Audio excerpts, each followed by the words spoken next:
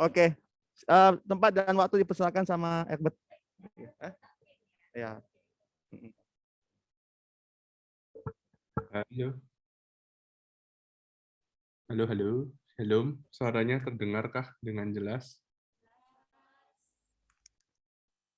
Yang onsite?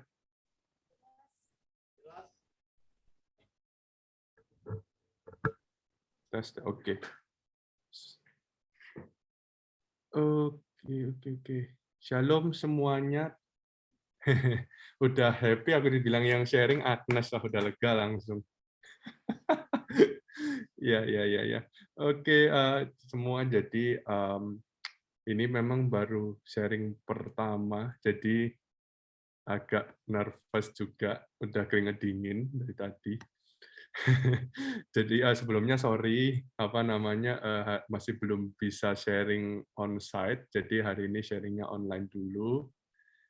Sebenarnya bukan sharing sih, lebih ke discuss bareng aja. Nah, sebelum start mungkin kita doa sekali lagi dulu ya. Tuhan Yesus, terima kasih Tuhan untuk malam hari ini. Kami percaya Tuhan nggak ada suatu kebetulan kami ada di tempat ini, Kau yang kumpulkan kami bersama-sama baik online maupun onsite ya Tuhan. Kalau sebentar Tuhan, Mbak mau akan menyampaikan sedikit sharing ya Tuhan dari apa yang menjadi isi hatimu, sembunyikan hamba-Mu di balik salib-Mu Tuhan, biar sungguh-sungguh Kau yang berbicara melalui lidah bibir hamba-Mu, biar hikmat daripada Engkau sendiri yang menuntun setiap daripada kami, benar-benar mengerti apa yang menjadi isi hatimu, boleh belajar lagi dari hikmat yang daripada Engkau.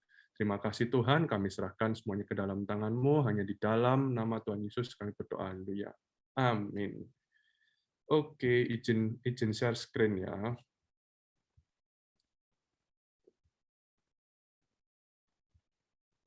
Oke.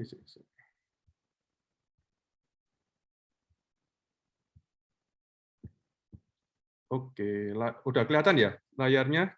Sudah munculkah yang di onsite? Clear, kelihatan ya? Oke, sip.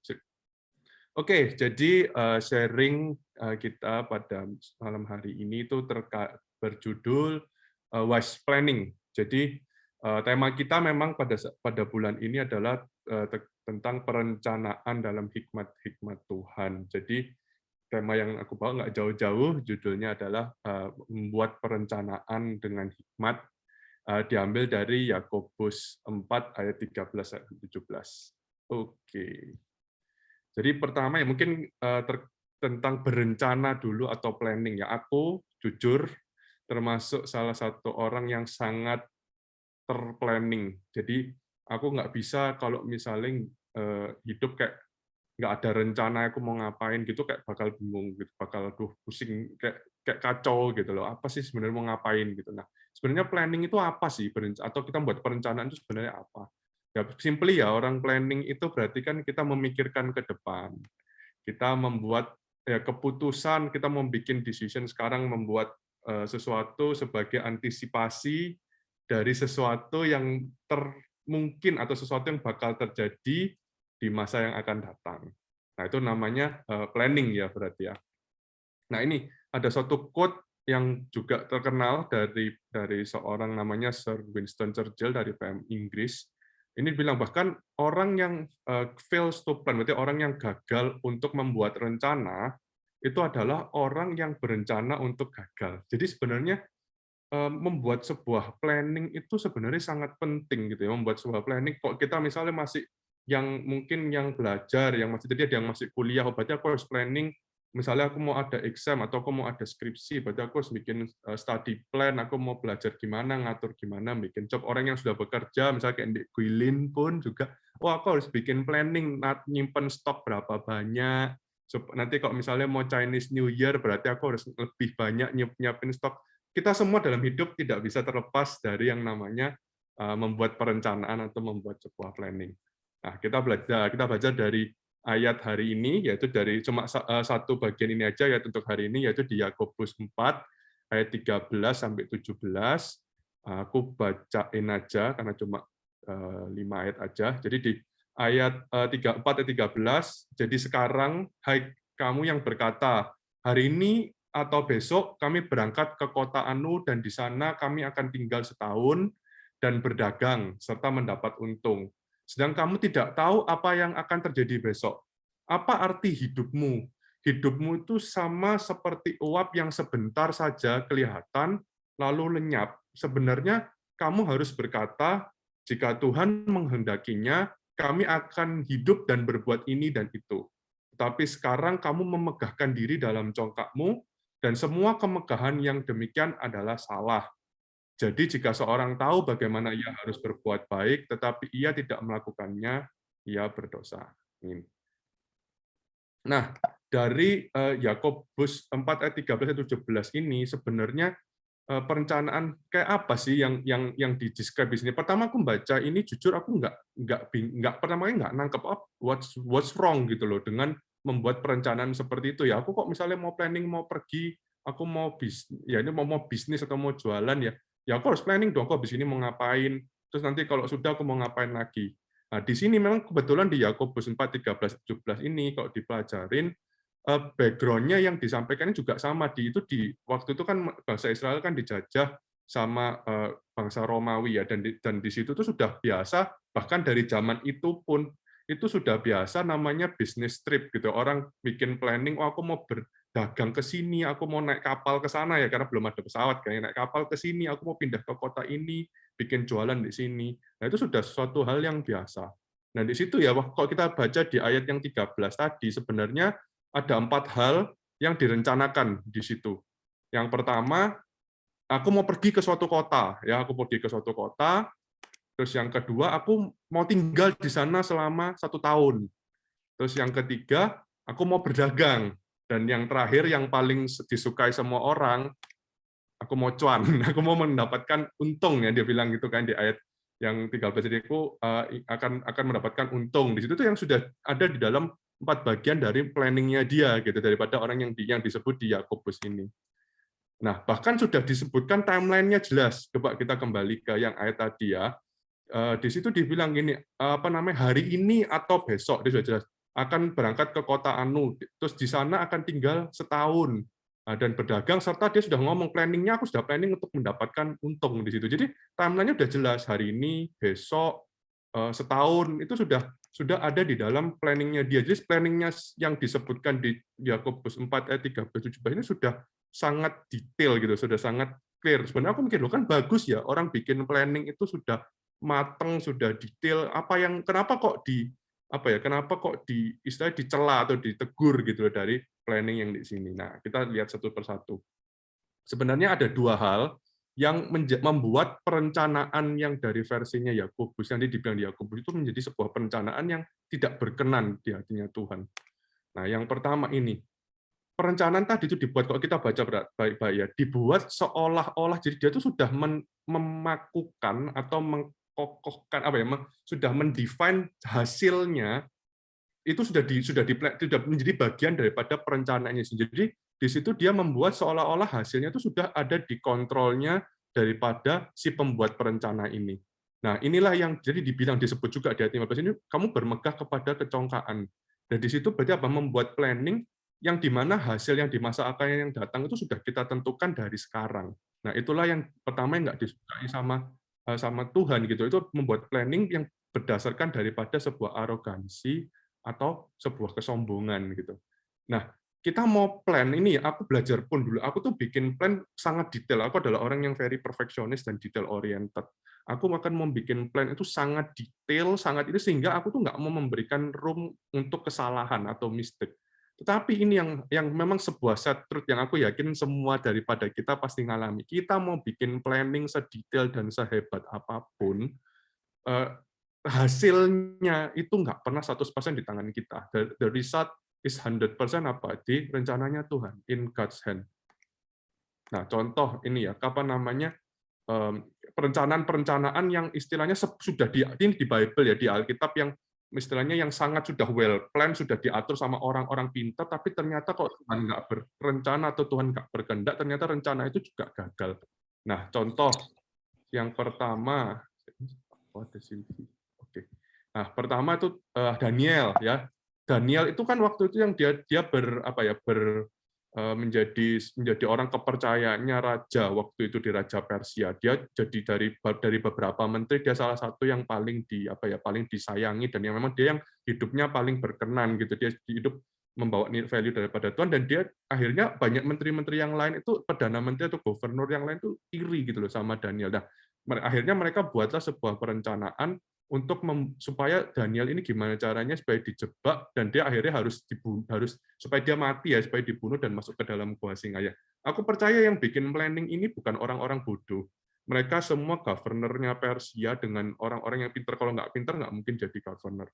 Nah, mereka membuat planning dengan segitu rapi, segitu bagusnya sehingga pasti yang namanya Daniel pasti mati. Supaya ya pasti dia masuk ke gua singa. Nah, dan benar, akhirnya Daniel kan seperti kita tahu dia masuk ke gua singa, tapi ya Tuhan masih belum berkehendak untuk Daniel untuk mati gitu. Sehingga akhirnya pun dia nggak jadi masuk ke dalam dia masuk pun tetap jadi, tapi dia akhirnya malah nggak singanya nggak mau makan dia, malah lebih lebih jauh lagi ya, malah 180 derajat. Akhirnya orang yang plotting untuk menjebak dialah yang akhirnya harus yang dimasukkan ke gua singa. Jadi kayak bumerang balik ke mereka. Nah, ini contoh lain ya, Haman. Haman ini ya juga termasuk perdana menteri ya waktu di Raja Ahasveros yang benar-benar juga kerajaan yang besar dan dia juga sebagai seorang orang kedua yang nggak mungkin orang bodoh lah ya, pasti orang pintar.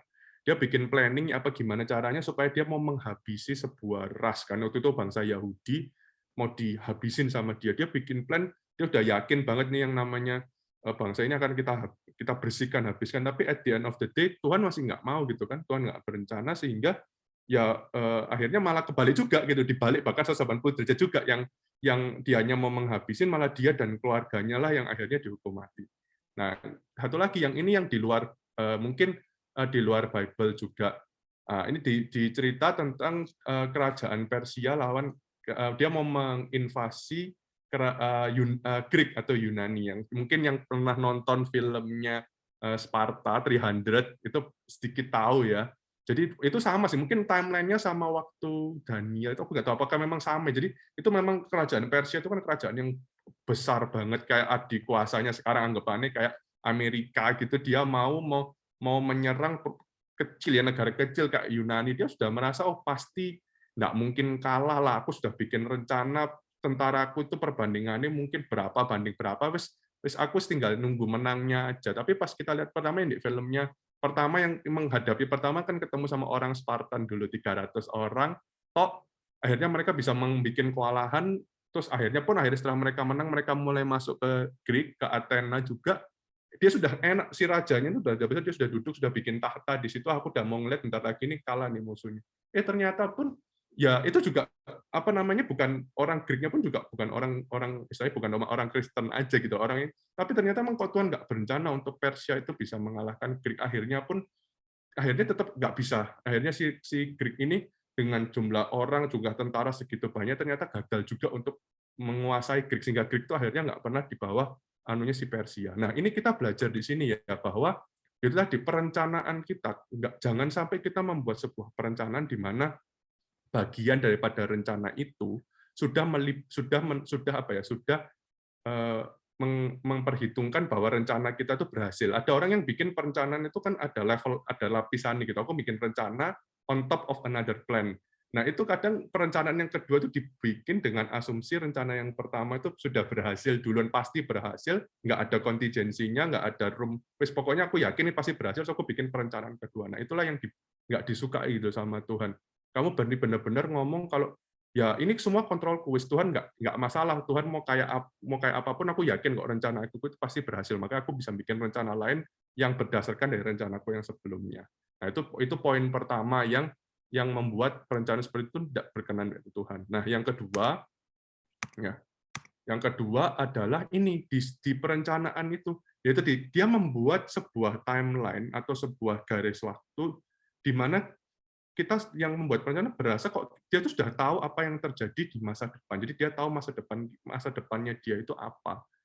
Nah, kita mungkin ya dalam orang yang mungkin dalam bisnis ya atau dalam dalam finance atau mungkin orang yang biasanya main stocks atau main kita biasanya ya mungkin stok lah sekarang kayak kripto dan lain-lain. Kita biasanya banyak orang melakukan prediksi, estimasi dan spekulasi dalam membuat perencanaannya, which is sebenarnya kalau dalam pekerjaan ya it's fine gitu. Tetapi remember ya, mau kita bikin oh ini prospeknya bagus, ini tahu pasti besok ini pasti akan naik berapa poin, itu nggak akan pernah, itu nggak ada investasi yang bisa ngomong kalau oh besok itu pasti terjadi segini, besok itu pasti akan naik gini dan gitu. Sampai ada ya as we know ya, banyak sekarang investasi-investasi bodong yang istilahnya seperti itu gitu. Dia akan membuat dengan dari awal iming-iming sudah bilang oh pasti pokoknya kamu melok besok itu akan naik segini, naik segitu. Nah itu definitely nggak make sense dan nggak benar. Dan kenapa? Karena probability itu nggak pernah 100%. Kita nggak akan pernah tahu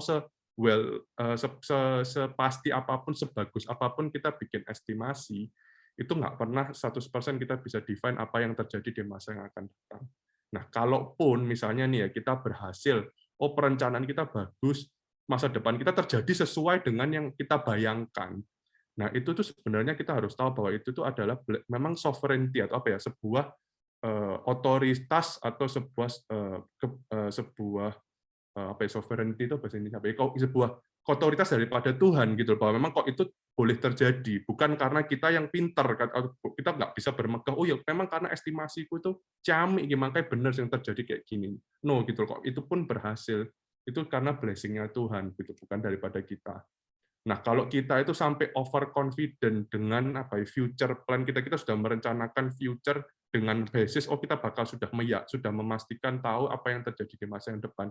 Kita sebenarnya adalah kita menjadikan diri kita seperti menjadi Tuhan gitu. Karena kita sudah mencap atau sudah mengesahkan oh masa depan itu bakal kayak gini. Nah, ini yang kita perlu sadarin ya, maksudnya gini. Kita kok mau ngomongin masa depan, kita bahkan kok mau ngomongin umur kita pun, our own age itu kita nggak pernah tahu, itu pun nggak ada di tangan kita sendiri ya. Nafas kita mau berapa detik ke depan pun itu bukan up to us gitu. Kita nggak tahu, oh kita yakin oh ya aku sehat kok, aku sudah apa namanya jaga kesehatan gini-gini gitu. Nah kita tahu dengan kondisi COVID ya kita nggak tahu moro-moro orang kita tahu dengan pengalaman dari pandemi ini kita hunus nggak ada yang pernah tahu tiba-tiba ada pandemi seperti itu dan orang yang kemarin aku ketemu berapa hari lagi orang itu sudah dipanggil Tuhan itu sudah banyak banget case seperti itu. Dan kita lihat juga yang di Bible ada juga di Alkitab juga ada juga di Lukas 12 yang di situ orang diceritanya adalah orang kaya yang bodoh. Dia bikin planning, perencanaan, oh aku nimbun semua, gini-gini semua tak timbun bagus. Sudah selesai nimbun, aku mau tenang. Tapi kan Tuhan bilang, hey kamu orang bodoh, kamu lo nggak tahu apa yang bakal terjadi. Sekarang malam ini juga tak ambil nyawamu. Sekarang apa sih yang mau simpen itu mau buat apa, mau buat siapa? Ada juga kan maksudnya orang yang gitu dia apa namanya bikin ngumpulin kekayaan banyak gini-gini. Dia sudah mikir, oh aku mau gini mau gitu. Ternyata nggak apa namanya besoknya mungkin dia kecelakaan ya hunus ya amit-amit ya kecelakaan terus meninggal terus akhirnya malah jadi bingung siapa nih yang punya duitnya mau dibawa kemana, akhirnya juga sia-sia juga gitu. Ada juga orang yang bikin perencanaan tuh gini, oh nggak apa-apa, aku nanti bakal spekulasi, nanti aku bakal umurku kira-kira segini, jadi aku mau ngambil pinjaman kredit gini, sudah di planning semua, ternyata dia besoknya meninggal, yang kasihan malah keluarganya dapat tunggakan sisa kredit, sisa ini yang harus dibayar. Ya itulah contoh-contoh perencanaan yang tidak berhikmat gitu ya, perencanaan-perencanaan yang dibuat berdasarkan spekulasi itu berdasarkan kita sudah sudah yakin banget oh future tuh bakal kayak gini, itulah yang nggak disukai sama Tuhan. Nah kayak gini. Tapi ini yang penting, jadi kok loh berarti apakah buat planning itu salah? Enggak gitu loh, planning itu bukan berarti nggak percaya sama Tuhan. Ada orang yang bilang loh ngapain kamu bikin planning, ngapain kamu buat perencanaan, loh toh ya pasti juga Tuhan kok yang terjadi apa sih kehendaki Tuhan kok nanti kok rencana Tuhan, no gitu loh. Tuhan tuh nggak membenci orang yang membuat planning, bahkan apa namanya Tuhan tuh malah ingin kita tuh diberikan hikmat atau kebijaksanaan untuk bisa membuat sebuah perencanaan. Nah contoh ini ya kok misalnya apa namanya di Alkitab ya, nah Yusuf ini dia diberikan hikmat sama Tuhan untuk dia melakukan perencanaan untuk di Mesir gitu. Pada saat dia diberikan mimpi dia harus bikin planning mengatur gimana supaya Mesir ini bisa bertahan dari kelaparan gitu. Dia dari tahun-tahun kemakmuran dia harus bikin planning perhitungan yang sangat cermat untuk apa namanya untuk keep bahan persediaan makanan untuk di masa-masa yang kelaparan. Nah, kemudian Paulus juga ya. Kita tahu Paulus itu kok kita baca di ayat-ayatnya gimana dia mau mengatur mission trip-nya dia. Dia sudah atur planning-nya. Oh, nanti apa namanya aku bakal ke sini, nanti setelah dari sini nanti aku bakal ke sana. dia sudah maksudnya dia atur, oh nanti aku ketemu dengan orang ini dan orang itu. Berarti sebenarnya apa sih, apa namanya, planning itu sebenarnya nggak salah. Jadi yang salah itu sebenarnya apa? Apakah membuat planning lah yang salah? Di contoh yang di Yakobus tadi ternyata enggak gitu loh. Apa sih yang membuat salah dari planning itu? Bukan dari planningnya sendiri, tapi our attitude atau gimana kita menyikapi planning kita itu, gimana hati kita pada saat membuat planning itu. Apakah kita melibatkan Tuhan? Apakah kita mempercayakan itu kepada Tuhan atau kita hanya menggantungkan kepada kehebatan kita sendiri, kepada hikmat kita sendiri, sehingga jadi ujung-ujungnya adalah apa? Self-sufficiency. Jadi kita terus cukup, aku pokoknya well plan. Jadi kalau planku itu sudah terjalan dengan apa, aku nggak butuh Tuhan. Secara nggak sadar ya, kita tuh bisa, aku pun juga kadang nggak sadar begitu. Aku sudah bikin plan begitu bagus, sehingga aku lupa berdoa. Karena aku pikir, oh sudah pasti planku itu lancar, terus pasti flawless. Jadi nggak mungkin ada yang bisa menggagalkan planku, itu sudah menjadi sebuah attitude yang salah. Nah, di situ pada dasar mulai awalnya adalah self-sufficiency. Nah, kemudian kita akan nggak sadar karena kita sudah merasa cukup, pastinya apa? Kita nggak melibatkan Tuhan. Nah, itulah yang menjadi sebuah masalah daripada planning yang tidak berkenan di hadapan Tuhan, atau sebuah planning yang tidak berhikmat. Nah, jadi sebenarnya kita harus membuat planning seperti apa sih, atau planning yang dengan hikmat daripada Tuhan itu seperti apa? Nah, aku bikin menjadi beberapa. Pertama adalah P, yaitu prayerfully. Kita dalam membuatnya ini menunjukkan bagaimana kita itu bergantung sama Tuhan. Berarti pada saat kita membuat perencanaan, kita harus selalu minta dulu wisdom-nya Tuhan atau guidance-nya daripada Tuhan. Ya kayak dibilang tadi, jika Tuhan menghendaki, jika Tuhan yang memang berencana, maka aku bisa seperti ini. Disitulah kita tuh punya wisdom terbatas, hikmat kita itu sangat terbatas. Karena kita nggak tahu masa depan kita nggak tahu resultnya gimana. Yang tahu itu cuma Tuhan gitu, yang tahu semuanya Tuhan. Makanya pada saat kita buat perencanaan, yang pertama kali harus kita lakukan adalah ya kita harus membawa itu dalam doa. Nah, dalam ibarat ini ya, dalam hidup ini ya, kita itu menjadi seorang kayak seperti CEO-nya ya, terus yang melakukan eksekusinya atau officer. Tapi ingat, yang punya itu bukan kita. The owner itu adalah Tuhan. Tuhan yang owner, dan juga dia untungnya nggak cuma owner, tapi dia itu tahu all the time gitu. Dia tahu masa depan juga. Jadi enak tuh, maksudnya kalau kita misalnya jadi perusahaan sebagai seorang CEO, tapi owner kita tuh tahu apa sih yang bakal terjadi. Apa kita bingung harus gimana bikin plan dewi, kita tinggal come with the owner gitu. Kita harus ngomong ini mau diapa no owner gitu. Aku mau bikin gini, dan owner itu juga our father at the same time gitu. Kenapa kok kita harus bikin perencanaan sendiri, while our owner, our father itu seorang pribadi yang mengasihi kita dan yang maha tahu everything. Nah, itu yang menjadi poin yang pertama. Yang kedua adalah L, kita harus membuat perencanaan seperti apa. Kita adalah perencanaan dengan lensa daripada kekekalan atau lens of eternity. Nah, kita ingat ya, maksudnya hidup kita di dunia ini hanya sepersekian daripada hidup kita di kekekalan. Nah, pada saat kita memang dalam membuat perencanaan, jangan lupa maksudnya membuat juga planning untuk hidup kita yang di kekekalan juga. Kita bolehlah bikin investasi in our lives ya, maksudnya kita harus bikin dalam hidup kita harus membuat perencanaan seperti apa, kita harus gimana, tetapi jangan sampai kita malah lupa, kita yang hidup sebentar ini kita bikin perencanaan yang begitu, tapi yang hidup kita in the kekekalan itu kita lupa gitu. Dan apa sih yang menjadi investasi? Kita bilang mungkin investasi kurang bagus. Apa sih yang menyenangkan hati Tuhan yang bisa kita timbun pundi-pundi kita atau mahkota kita, yaitu jiwa-jiwa. Dalam kita membuat perencanaan, ya jangan lupakan itu, side itu gitu. Ada nilai yang lebih tinggi daripada hidup kita di dunia ini, itu nilai-nilai yang berharga untuk kekekalan kita, nilai-nilai berharga yang menyenangkan hati Tuhan. Itulah adalah dalam contoh yang paling kita benar-benar adalah untuk jiwa-jiwa gitu. Jangan sampai kita hanya membuat planning untuk hidup kita hanya self-centeredness, tapi kita lupa untuk membuat sebuah planning yang lebih besar daripada itu, yaitu untuk mendapatkan kemuliaan yang lebih besar di hidup yang kita yang kekal nanti. Nah, itu yang kedua. Terus yang ketiga adalah yaitu avoid, kita hindari assumption. Kita menghindari boastful assumption. Nah, kita harus menjadi misalnya wise, dan nggak boleh maksudnya spekulatif, dan harus selalu menyiapkan contingency. Ya, inilah kita bilang kalau orang yang sombong atau orang yang istilahnya membuat asumsi, biasanya dia akan membuat planning tanpa adanya contingency. Contingency itu apa ya? Rencana backup gitu. Nggak ada planning-nya, nggak ada kalau rencana ini gagal, apa yang harus tak lakukan? Kalau rencana ini itu karena dia saking overconfident, oh pasti kok yang ini nggak mungkin gagal.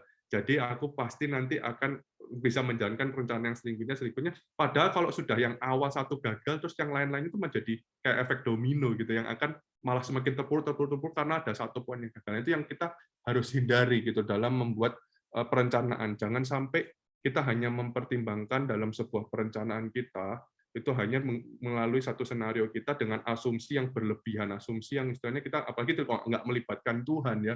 Jadi asumsinya benar-benar berdasarkan ya ini pasti kok bakal kayak gini, aku yakin bakal kayak gitu. Nah itu dalam buat perencanaan itu harus kita hindari. Nah, N yang keempat, never compromise dengan sin atau dosa.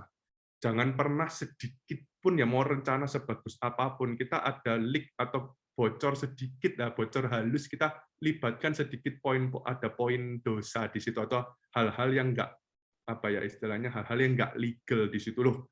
Enggak apa-apa tuh ini tujuannya bagus apapun itu jangan pernah sedikit pun kok istilah peribahasa Indonesia itu nilai setitik rusak susu sebelangkah itu in this case juga benar gitu. Kalau planning kita mau sebaik apapun, mau sebagus apapun, tujuannya mau semulia apapun, tapi jika memang di situ kita sudah memberikan setitik hal yang tidak kudus atau hal yang nggak benar di situ, jangan expect Tuhan will be part of it gitu loh. Ya karena sudah tahu loh ini nggak apa namanya tidak perencanaan dibuat tidak dengan ini tidak dengan integrity. Di situ I believe bahwa Tuhan itu memang nggak akan mau untuk membless itu karena nanti kalau Tuhan bless berarti kita secara nggak langsung Tuhan menyetujui atau mengapprove dosa gitu daripada situ regardless how and why we made the plan. Nah, itu jangan pernah campur rencana kita dengan sedikit pun dosa.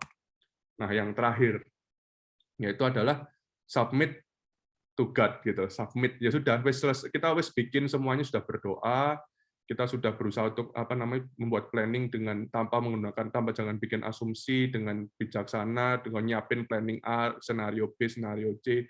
Kita sudah memikirkan juga efek jangka panjang bahkan sampai our eternity life juga kita juga nggak compromise dengan dosa. Nah, ini yang terakhir. Ya bahwa kita sudah serahkan hasilnya kepada Tuhan gitu. Ya tadi aku bilang God has the final say of the plan.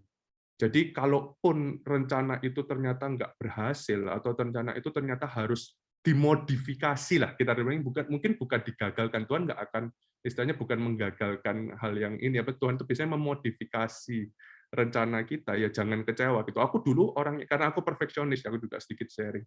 Pada saat aku sudah membuat rencana yang begitu bagus menurutku sudah harus ngikutin gini dimodif sedikit atau melenceng sedikit sebenarnya mungkin tujuannya bisa tetap tercapai tetapi karena itu sudah melenceng dari apa yang aku bikin atau aku planning kan aku udah moodnya apa segala itu sudah nggak enak semua udah. Nah itu di situ tuh Tuhan nginget itu loh arrogance kamu tuh nggak memberikan room sama sekali buat aku tuh bekerja loh ini loh result itu di tangannya Tuhan di tanganku kamu nggak bisa memplan apapun sesuai dengan detail yang kamu mau berarti kamu tuh sedang play God gitu kamu sedang menjadi Tuhan. Nah kadang pun ini yang ekstrim ya tadi ya even result-nya pun ini yang paling ekstrim. Result-nya mungkin bisa 180 derajat berbeda dari apa yang kita mau. Nah, kalau dalam hal ini poin yang tadi yang kedua atau di sini. Jangan lihat result-nya, tapi percaya hatinya. Percaya hatinya Tuhan. Kita kadang nggak bisa ngerti Tuhan opo kok gini ya. Tuhan opo kok gitu ya. Tuhan ini loh aku loh masukku loh baik, tapi kok malah yang terjadi itu 180 derajat berbeda. Kok malah yang terjadi itu kok sing gak enak Tuhan, sing gak sesuai rencana Tuhan, tapi kita nggak bisa memahami hikmatnya Tuhan, kita nggak bisa memahami kebijaksanaan Tuhan dalam menjadikan segala sesuatu. Tapi yang satu hal yang bisa kita lakukan ya, hanya kita tuh cuma percaya pada hatinya. Wis, kalau kita percaya hatinya Tuhan, Tuhan itu begitu mengasihi kita. Ya wis, kok misalnya kita sudah percaya Papa kita, Bapak kita masih kita. Ya mau Papa kita mau ngelakuin apa, ya wis kita percaya itu pasti yang terbaik buat kita. Toh meskipun kita nggak ngerti ya, kita nggak ngerti itu kok dilakukan gini, tapi itu yang ngelakuin Papa kita biasanya nggak akan. Kalau orang mungkin orang kita nggak kenal ya, tiba-tiba dia melakukan hal yang kita nggak expect. Kita pasti akan panik tuh, "Aduh, dia mau ngapain ya? Kok gini, aku sudah nyuruh gini." Tapi kalau itu yang adalah papa kita atau mama kita atau orang yang kita sayang, dia berbuat sesuatu yang berbeda dari apa yang kita pikirkan, tapi kita pasti nggak akan worry karena kita tahu apapun yang dia lakukan itu adalah out of love buat kita. Nah, itulah yang penting gitu. Kita submit kepada Tuhan itu adalah untuk itu ya sudah, Tuhan, aku wis berencana, aku sudah berusaha. Tapi at the end of the day jika Tuhan berkehendak, at the end of the day jika ya memang Tuhan maunya seperti ini, ya sudah, biarlah kehendakmu yang jadi, biarlah kehendak Tuhan yang jadi.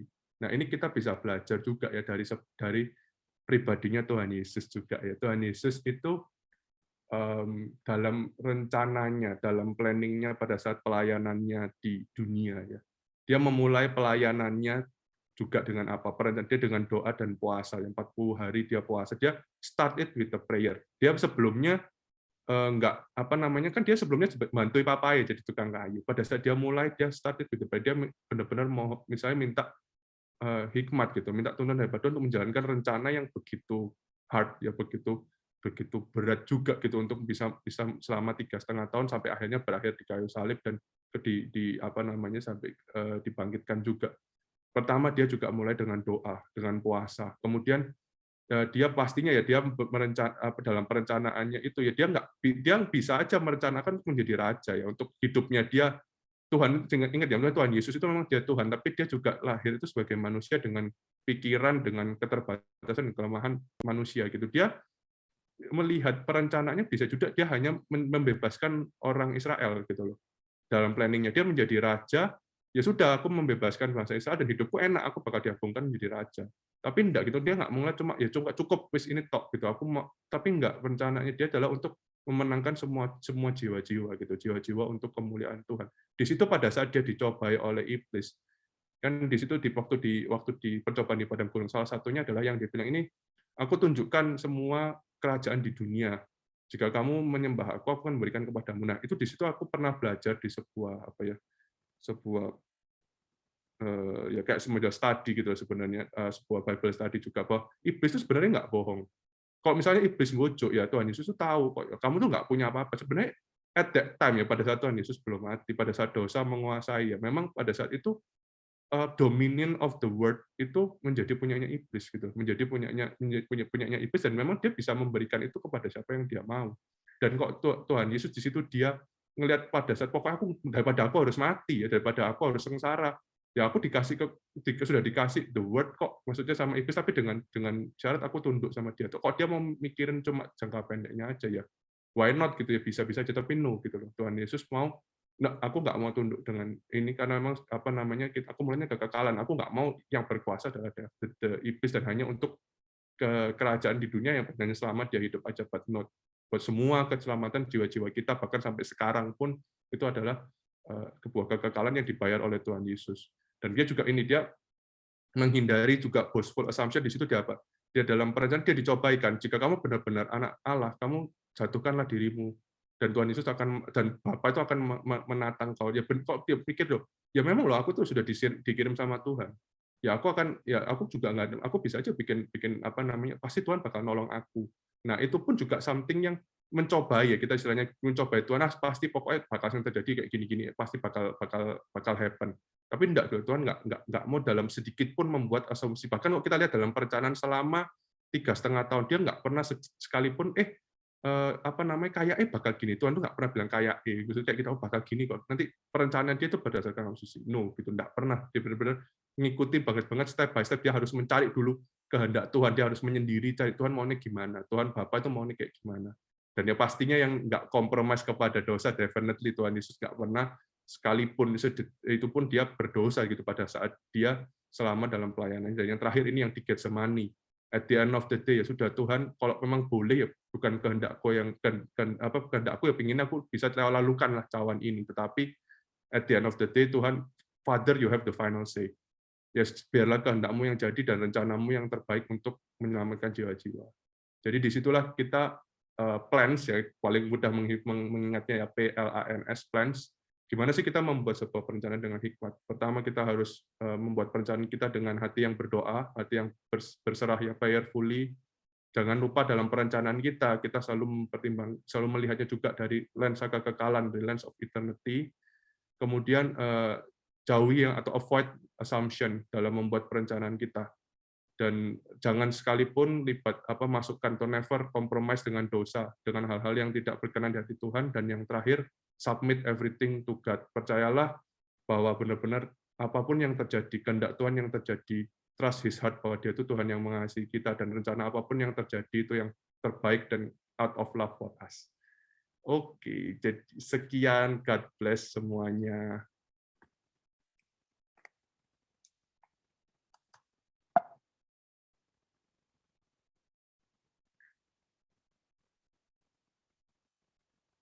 Hening. Masih ke mute yang onsite.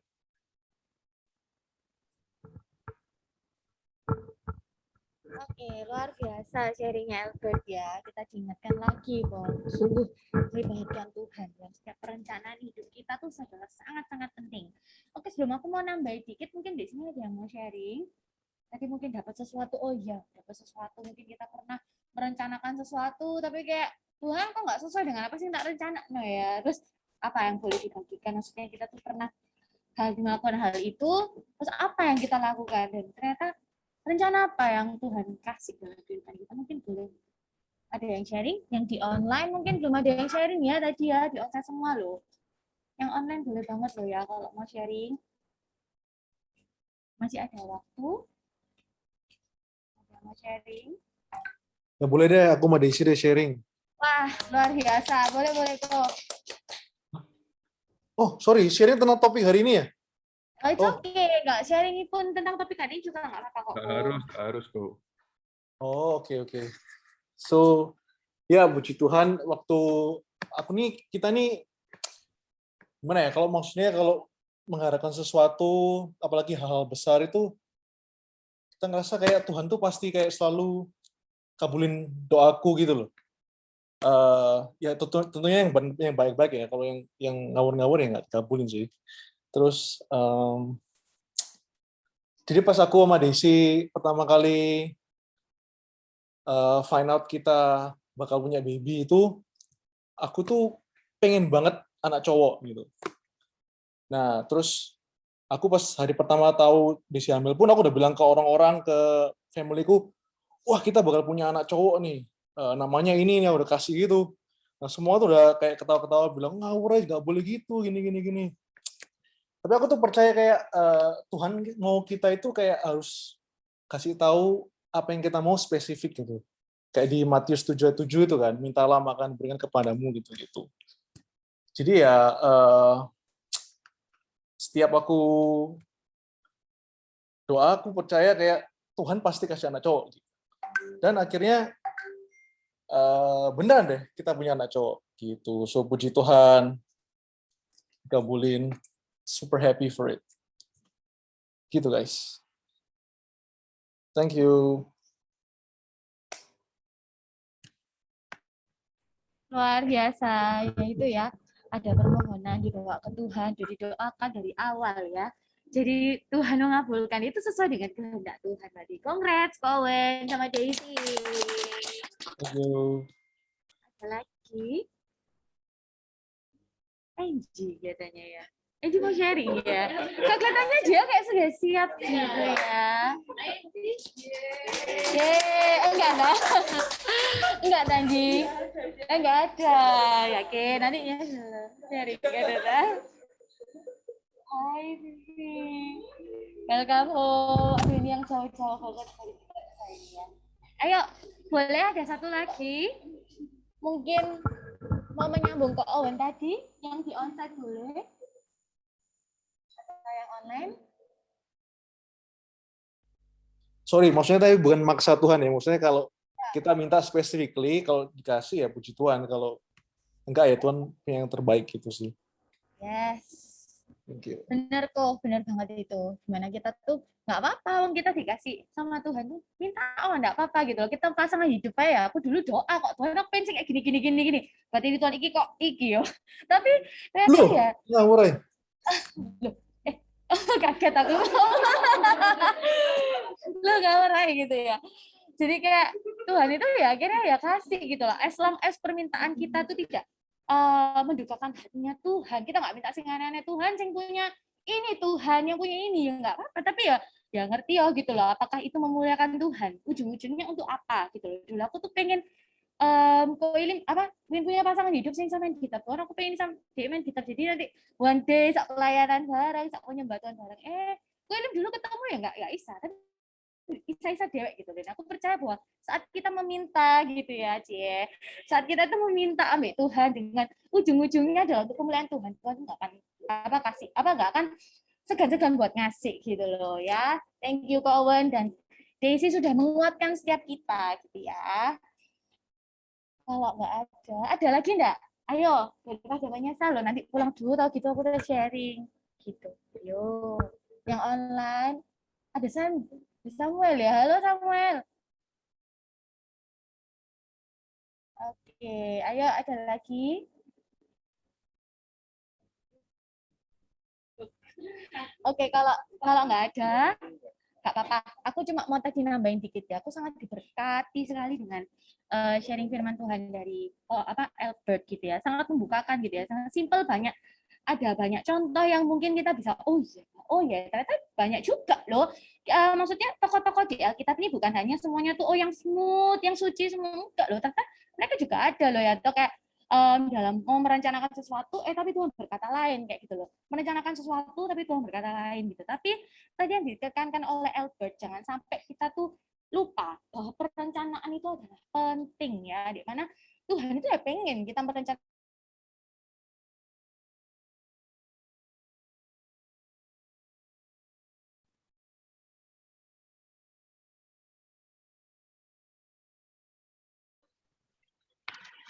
jangan sampai kita tuh lupakan atau luput dari apa yang menjadi perencanaan kita, yaitu kita menekan Tuhan gitu ya dalam setiap apa yang kita rencanakan. Sampai kita tuh lupa gitu loh ambil Tuhan, kita masuk no Tuhan dalam perencanaan kita gitu, serah no.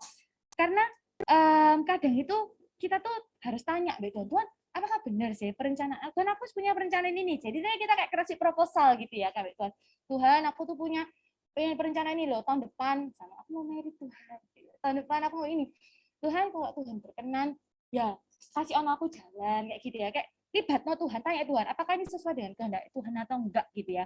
Jadi kayak minta Tuhan koreksi juga, ini sesuai enggak ya Tuhan dengan kehendakmu, kayak tuh minta kepekaan hati juga, dimana kita tuh tahu apakah ini mau nih Tuhan, terus apakah kita ini dalam perencanaan kita, apakah kita ini juga ada sedikit melewatkan dosa yang tadi diomongin sama Albert.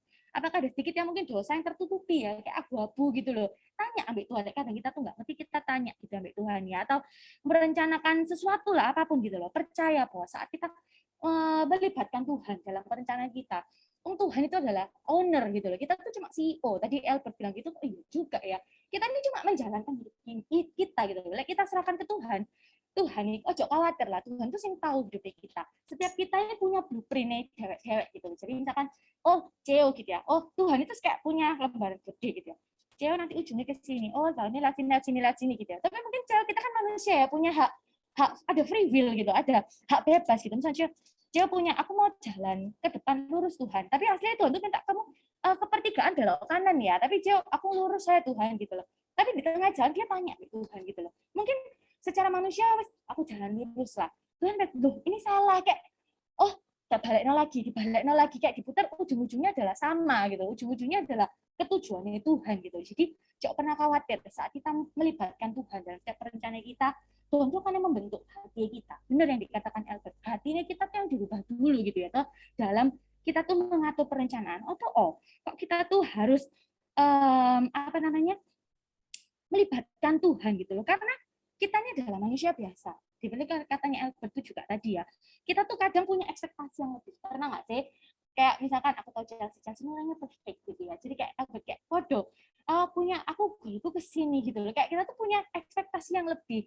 Tapi ingat pada saat kita tuh merencanakan sesuatu, ingatan bahwa ojo sampai hal perencanaan itu membuat kita tuh merasa sombong gitu ya. Misalkan kayak, sombong, aku tahu pokoknya aku bisa Tuhan kayak gini, pokoknya aku bisa gitu loh. Tapi kalau kita menaruh hati kita ke situ, diri kita jadi sombong. Kok kita nggak melibatkan Tuhan, itu kita merasa bahwa aku bisa kok, gak perlu Tuhan aku ya sukses kok, gak perlu Tuhan ya kerjaanku lancar kok. Ojo sampai hal itu tuh ada di dalam diri kita gitu ya.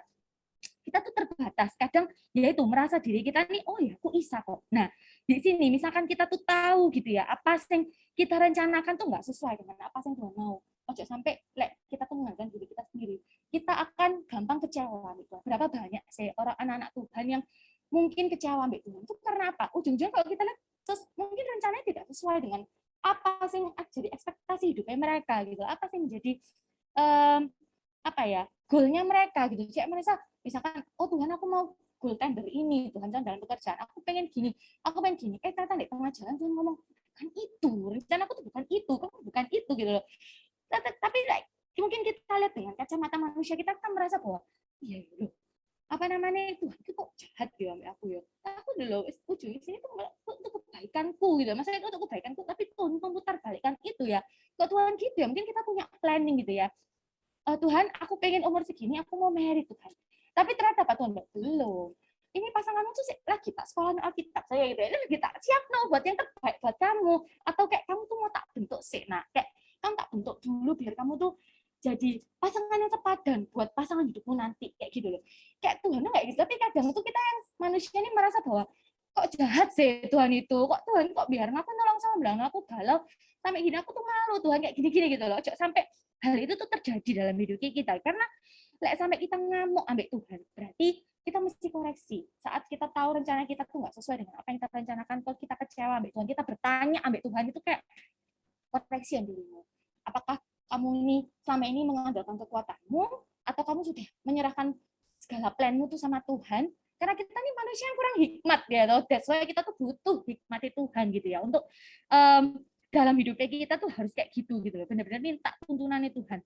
Nah kalau kita serahkan semuanya ke Tuhan, percaya berarti balik Tuhan itu akan ngasih apa ya, kayak ngasih kita sign gitu di tengah jalan. Tuhan kayak ngasih, misalkan kadang itu ada hal yang menurut kita abu-abu, Tuhan tuh ngasih kayak Roh Kudus tuh ngomong gitu ya, Roh Kudus ada di setiap diri kita tuh, merasa kayak diketuk, ayo itu bener nggak kayak gitu loh, kamu cekin lagi itu kancamu sungguhan mau ngajak kamu untung atau malah mau apa ngecek kamu kayak gitu loh. Itu kadang tuh Tuhan tuh kayak kasih sign tertentu yang buat kita tuh, oh ya sih aku sebelum maju aku tak doa, aku tak tanya Tuhan, terus Tuhan kasih tahu kayak gitu, kayak oh ya berarti enggak gitu loh, ini rencana Tuhan atau enggak kayak gitu. Percaya Tuhan itu adalah pemilik hidup kita. Jadi saat kita menyerahkan semua ke Tuhan, percaya bahwa itu akan semuanya itu akan lancar gitu loh ya, walaupun secara bukan lancar dalam tanda maksudnya dengan kacamata kita ya, kadang kita kan ngasih sesuatu bisa ditolak bisa diterima gitu loh, kalau nggak sesuai dengan rencana Tuhan ya nggak akan diterima gitu loh. Saya percaya pada saat kita menyerahkan ke Tuhan, hati ini kita ini tenang, soalnya kita tahu saat kita jatuh pun Tuhan nggak akan membiarkan kita sampai tergeletak, bahkan jatuh ya harus diangkat lagi, ayo nak jalan lagi ke arah sana ya, itu tuh dituntun Tuhan gitu. Betapa bahagianya saat kita ini mengutamakan Tuhan dalam segala kehidupan kita, dalam perencanaan kita, dalam apapun, semuanya balik kemana? Hati. Punya hati yang secure ambek Tuhan, aman dulu ambek Tuhan. Kalau hati kita tuh nggak aman ambek Tuhan, apapun yang terjadi dalam hidup kita merasa Tuhan itu jahat, Tuhan tuh nggak ada buat hidup kita, itu hati kita nggak aman gitu ya Tuhan. Jadi ayo kita ajak semua, aku ajak di sini semua punya hati yang secure ambek Tuhan, hati yang aman dulu ambek Tuhan, semua dari hati gitu ya. Baru kita saat kita hati kita aman ambek Tuhan, kita mau merencanakan sesuatu, rencana itu pun nggak sesuai dengan ekspektasi kita loh, kita akan tetap menyembah Tuhan, kita akan tetap bersyukur dan melihat setiap the goodness atau kebaikan atau berkat-berkat kecil yang Tuhan akan kasih buat setiap kehidupan kita. Amin. Oke, aku juga tadi bersyukur banget ya, tadi juga dengar sharing dari Ko Budi, di mana Ko Budi itu melihat dalam segala aspek kehidupan IDE, apa ya tadi, aplikasi apa itu ya Ko ya, itu dia melihat bahwa dalam hidup ini tuh juga namanya ada proses, aplikasi juga butuh upgrade, diri kita ini juga butuh upgrade guys, jadi jangan pernah alergi dengan yang namanya prosesnya Tuhan gitu ya. Juga tadi juga aku diberkati sama sharingnya Joshua gitu loh, aku ambil dari sharingnya Joshua tuh kayak I will follow Jesus gitu loh, aku akan ikut Tuhan gitu ya, ikut Tuhan benar-benar tanpa motivasi apapun, ikut Tuhan benar-benar pure, aku mau kasih hidupnya kita ini, hidupku ini untuk Tuhan, melihat satu jiwa diselamatkan, melihat ada orang yang dikatakan itu adalah aduh kebahagiaan yang enggak terlupakan gitu loh. Apalagi kalau kita melihat orang apa sekeliling kita ya, aku tuh kayak bersyukur gitu loh dengan ada misalnya kayak CG dibelah-belah kayak gini. Aku percaya one day 2029 akan membelah lagi gitu loh. aku melihat kayak aku tuh excited, Tuhan, siapa yang mau Tuhan pakai lagi gitu. Kayak aku bersyukur dengan 229 yang baru ini aku sama melihat Cindy jadi WL gitu ya. Terus aku bisa melihat kok Budi gitu loh, dia nge-host dengan sangat luar biasa. Aku tahu pasti juga akan memberikan yang terbaik buat Tuhan. Banyak gitu loh, kayak satu demi satu tuh dipakai Tuhan, ya nggak sih, Charles? Yang nggak pernah kita juga sebelumnya. Selama ini kita online, jiwa online ini diem-diem aja, kadang ya on kan, tapi ternyata Tuhan tuh pakai gitu loh. Itu sih membuat diri kita ini kayak, sama lagi Tuhan mau pakai. Itu biar ada juga di dalam hati setiap kita ya. Melihat satu persatu dipakai Tuhan, satu persatu mengenal Tuhan, mengalami Tuhan setiap hari, itu adalah kerinduan setiap kita. Amin. Oke.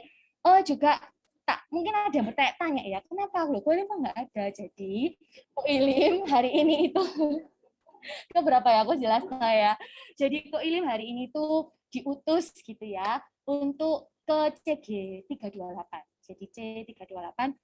Jadi mereka disuruh untuk support dulu di sana gitu ya. C328 itu Ray dan Audrey itu ya, CG dulu kan 229 itu. Jadi Ko Ilim di sana dan saya di sini gitu ya. Tapi nanti tenang aja, Ko Ilim akan kembali ke sini kok. Dia tadi tuh sampai mau pakai baju bapak dari anak-anak ini loh. Lim. Aku tadi dia itu kayak sedih gitu loh. Aduh, aku ada kayak gitu loh. Terus dia itu tadi iya, dia buka lemari, dia itu kan siap-siap toh. Dia ngomong, aku tak pakai baju ini ya. Ya ampun, selalu benar ada di hatimu. Nah, ini 229 dulu. Ojo lah, maksudnya kan ya nggak elak loh. Nanti 328 bapak dari anak-anak ini kan ya lucu gitu loh. Sama ganti saya lalim nanti kamu di sini pakai ya lah gitu. Nah, dia kayak tuh excited pengen pakai baju itu gitu loh. Nah, situ aja. Ada yang mau sharing lagi mungkin? Oh, Steve itu sudah pernah. Hello Steve, welcome home Steve. Sudah pernah. Juga ada pengumuman sedikit ya, mungkin ini ada yang masih ada di online. Sebelum kita foto bareng ya, Ji ya. Kita foto ya. Tak kasih pengumuman dulu ya. Jadi guys, ini udah boleh official aku cerita sama kalian. Sebenarnya sudah beberapa minggu yang lalu, Cie. Aku udah tahu, jadi nanti ke depannya jadi kita akan ada multiplikasi. Ya ampun, multiplikasi, tapi bukan CG kita, tapi adalah coach gitu ya. Jadi akan ada yang diutus coach baru gitu ya, toh. Ada itu coach baru dan tanggal 5 Juli nanti kita ada connecting time. Connecting time-nya itu under TL kita ya, Ko-Oko dan Cika. Tapi kali ini kita akan hijrah ke timur, guys. Kita akan pergi ke timur, ke PCS. Tanggal 5 nanti akan ada TL connecting time bersama di Pakuan City Mall situ ya, di GMS Timur. Nah, nanti kita akan sudah nggak under coach-nya Purkosi lagi, kita akan beralih ke Coach Wijaya Janet. Ada yang tahu? Itu adalah bapak kita awal-awal gitu ya, 149. Tuhan pakai Coach Jai sama Jai Janet ini buat jadi coach gitu ya. Jadi kalau nanti bingung tanggal 5 itu ada pengutusan apa, yaitu pengutusan coach baru, dan ada CG yang ikut membelah gitu, ada yang diutus juga jadi CGL diutus ke Madura, luar biasa. Jadi dia untuk menggembalakan di GMS Madura Perintisan. Ada satu CGL undernya Kukur juga dipakai untuk, iya luar biasa. Aku sampai lihat, wow, Tuhan itu luar biasa ya. Jadi C185 ini akan ada CGL baru, dan CGL ini diutus ke Madura sama COVID. Jadi nanti mungkin bisa kita berangkat bareng-bareng ya, karena ini kan di timur ya. Jadi biar nggak kebanyakan mobil, nanti kita boleh ya. Oh bukan ke Madura. Bukan, kita ke PCM tanggal 5 ya. 5 Juli save the date. 5 Juli itu hari Selasa harusnya. Ya, hari Selasa. Menurut Albert aja, Nas. Iya ya, Albert ini happy nih. Dia masih acara terus di PCM ini kitanya kira-kira ini. Sama Ko Owen sama Jaisin juga enak, soalnya di timur ini kali ini ya, harus datang. Siap. Sip. Nanti kita itu ya berangkat bareng ke Madura mau bebek sinjai. Iya, ayo Valen. Ya tuh. Ayo. Oke, jadi jangan lupa tanggal 5 Juli nanti kita itu aja deh grup biar kita berangkat bareng ya, biar sama-sama masuk bersama. Oke. Kita foto dulu ya sebentar sebelum kita tutup. Foto dulu ya. Iya, di dalamnya dulu ya. Tolong Chelsea.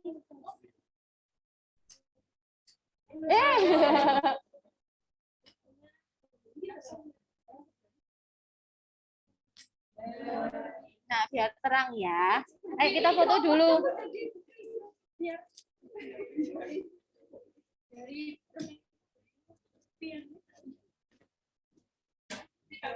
Belum kemalaman ya. Iya, jadi gelap. Apa sing kuning dimatiin ya? Sing kuning itu mana ya?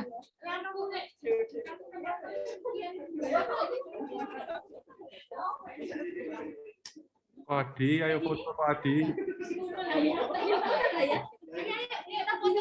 Ya, Victor. Ayo open game. Padi tertinggalan mana lo Padi?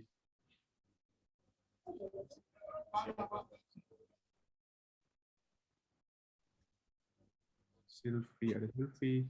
Kita mau foto semua yang bisa open cam ya, yang bisa open cam.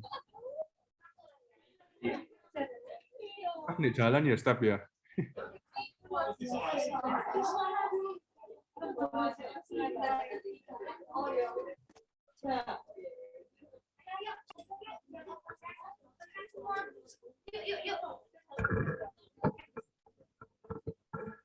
Oh iya, ada aku Victor ya. Oke, nanti kita doakan.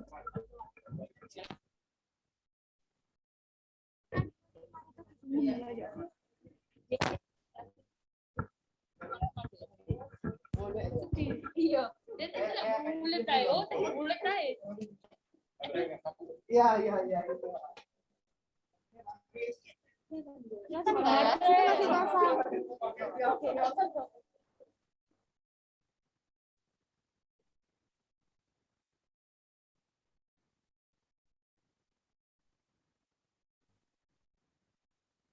Oke. Siap yang di onsite? Yang online tolong dada-dada dong buat konten. Oh, ada buat konten. Pasti kontennya Angie. Iya, sob. Gak ada yang lain.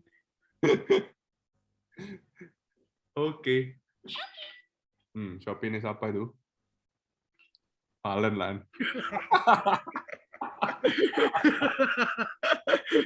Ayo, yuk foto semuanya. Udah siap ya? 1, 2. Ya, yang di onsite tahan. Semuanya tahan. 1, 2. Lagi, ntar tak zoom yang onsite. Oke, 1, 2. Oke. Oke. Tadi tuh pikirnya mau gerakan yang sama gitu. Oh ya. Jadi kita tuh kayak berasa nggak online onsite gitu loh guys. Apa Len? Apa? Rancangkan Valen. videonya itu biar sama semua katanya. Kita. Apa ya? Ngapain ya? Apa ya? Ellen. Hari ini kamu Len channel nonton gaya. Ini minggu depan kita tunjuk aja ya. Yang online ini. Iya benar. Biar nggak nganggur loh. Ellen. Oh, aku gak iso yang mati gaya iki. Allah. Gini dah. Apa ya? Iya, gini aja. Oh, di pipi ya. Aku bulan. Aku ya. Satu bird. Ya. Kok Owen belum? Kok Owen loh? Biar ibu.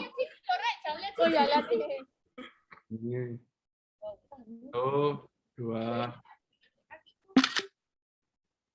Tahan ya, 1, 2. Yeay. Oke. Kita nyanyi satu lagu ya. Terus minta tolong Albert, kita akan doain ke Victor ya yang pre ya. Di Albert dulu yang pre, baru aku tutup doa. Oke. Waktu yang terbaik aja rasanya ya. Sebelum kita nutup, kenapa kalau kita berdiri yang di onsite ya? Ya? Jadi biar ada cucu. Iya 2 kali boleh. Nanti tak ulang. Nah, aku nanti yang kasih ini. Kok nggak usah kok apa kok gini terus ditinggi naik. Sorry ya. Nah, terus ini Gak kelihatan ya? Gitu gak kelihatan ya? Nah, wes gini aja ya. Jadi biar nggak capek duduk terus. Yuk kita nyanyikan refnya aja waktumu yang terbaik.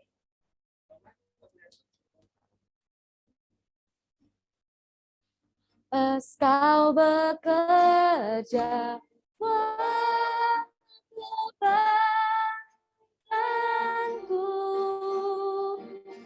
walau belum ku melihat, namun kuasamu sempurna.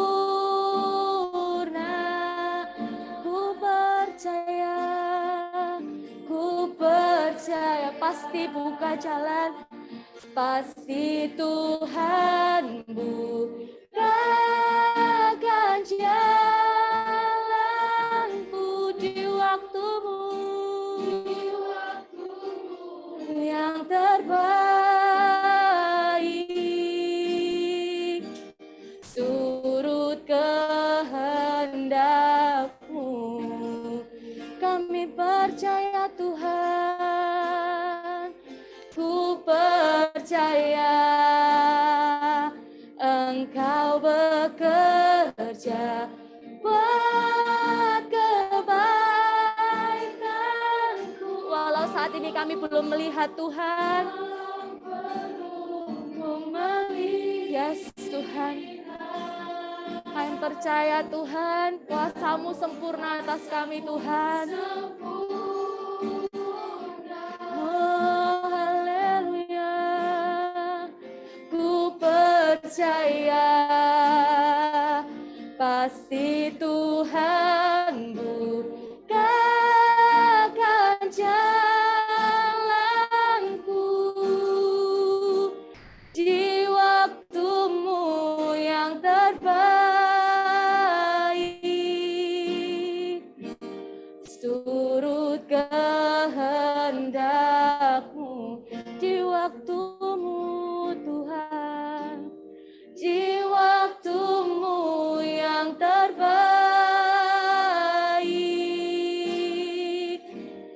turut kehendak-Mu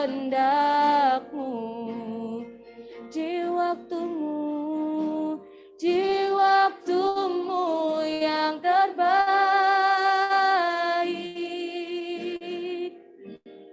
turut kehendak-Mu. Haleluya, hanya di waktumu Tuhan. Haleluya.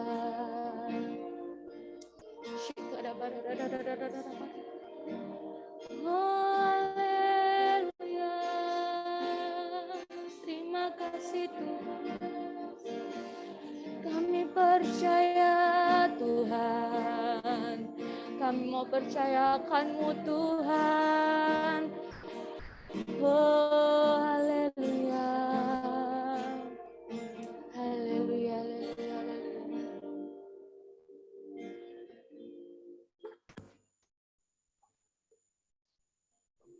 Tuhan Yesus, terima kasih Tuhan untuk malam hari ini. Syukur buat hadirat-Mu Tuhan ada di tengah-tengah kami. Tuhan, sekarang kami bersatu hati Tuhan untuk berdoa Tuhan bagi saudara kami Victor yang baru berulang tahun, baru Kau tambahkan umur 1 tahun lagi Tuhan. Kami percaya Kau yang melanjutkan pekerjaan yang baik yang sudah Kau mulai sampai kepada kesempurnaannya. Kau yang menyertai dia, Kau yang lebih lagi pakai dia dalam apapun yang ia lakukan, baik di dalam pekerjaannya, dalam hubungannya bersama dengan Engkau, dengan dalam keluarganya, Tuhan, Kau yang beracara, Kau yang hadir di tengah-tengah, Kau yang tambah-tambahkan hikmat, tambah-tambahkan hati yang benar-benar lebih lagi mengasihi Engkau, tambah-tambahkan sukacita, damai sejahtera, ya Tuhan, kedewasaan, kebijaksanaan, sungguh-sungguh Tuhan, ada keberhasilan dalam apapun yang ia kerjakan, bahwa dia semakin benar-benar lebih lagi mengenal Engkau, Tuhan, lebih lagi mengasihi Engkau, dan semakin Kau pakai, Kau urapi oleh menjadi lebih banyak lagi berkat buat jiwa-jiwa di sekelilingnya. Ya Tuhan, kami juga mau speak blessing buat keluarganya, blessing buat pekerjaannya, semuanya kami serahkan ke dalam tangan-Mu. Kau yang pegang kendali atas hidupnya, Kau yang akan dibawa di tahun-tahun yang akan datang, Kau yang bawa dia semakin naik, Kau yang bawa dia semakin berhasil, Kau yang promote dia ke level-level yang lebih tinggi di mana dia bisa lebih lagi berdampak dan menjadi berkat ya Bapa. Terima kasih Tuhan, kami serahkan sungguh-sungguh saudara kami Victor ke dalam tangan-Mu, Kau yang senantiasa tetap terus berjalan bersama dia di tahun-tahun yang akan datang.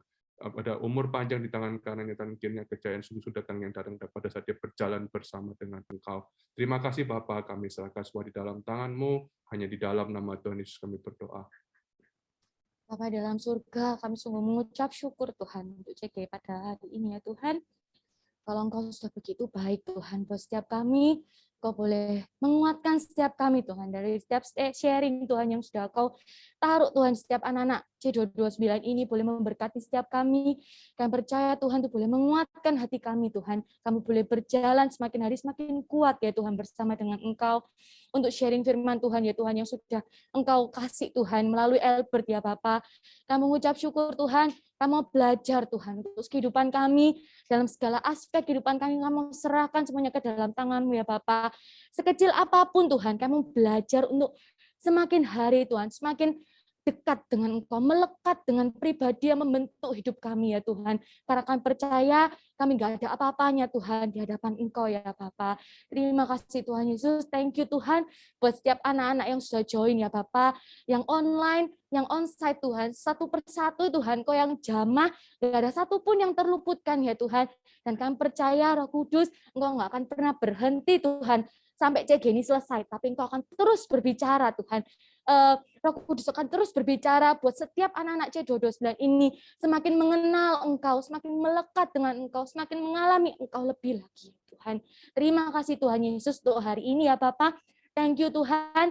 Kami berdoa juga yang sudah melayani di CG Tuhan, dari host, dari doa atmosfer, dari yang sudah melayani praise and worship, sermon, yang bawa bread juga Tuhan, yang desain profile picture juga, kami juga terima kasih Tuhan, Engkau yang pakai kehidupan mereka Tuhan, Engkau akan berikan kepercayaan demi kepercayaan untuk melayani Engkau lebih lagi ya Tuhan, biar hidupnya Tuhan semakin hari Tuhan semakin memuliakan nama-Mu ya Tuhan. Terima kasih ya Bapa, kami serahkan Tuhan kehidupan kami Tuhan, hari-hari ke depan Tuhan, kami percaya Engkau yang akan memberkati setiap kehidupan kami. Terima kasih ya Bapa. Sekarang ayo kita buka tangan kita mau mengadakan kepala kita mau menerima berkat daripada-Mu.